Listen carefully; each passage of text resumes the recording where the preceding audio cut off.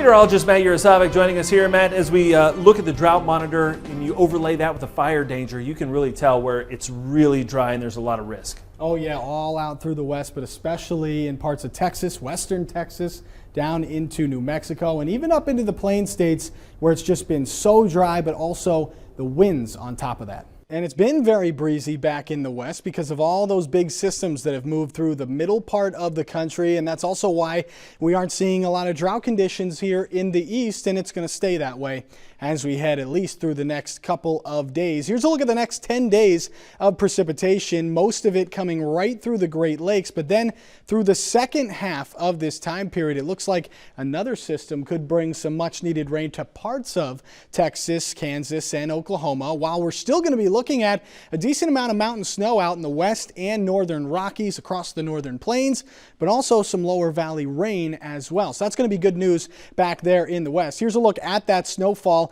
as we head over the next couple of days, really into the weekend. And you can see a lot of that really adding to those already record snowfall totals there in North Dakota from the last storm system. But northern Rockies, even down towards Denver in the mountains of Colorado there, and back into the Cascades, seeing some decent snow this late in the season is going to add to that snowpack and help as we head towards the springtime season there. Here's a look at our map. We've got high pressure in the east behind that very powerful storm system. We've got a couple of lows here through the middle of the country, going to start to bring some rain showers into the Midwest and the Plain States, bringing even a couple thunderstorms there along with it. Meanwhile, high pressure in the west before that next system moves in. That's what's going to bring us the rain and mountain snow back in the west. But heading into Wednesday evening and early Thursday morning, this system moving eastward, most of the west staying dry, but that low moving onshore, bringing that rain and mountain snow along with it. And eventually this storm system right here will be one to watch for a chance for stronger storms as we head towards Thursday and into Friday across parts of the Midwest.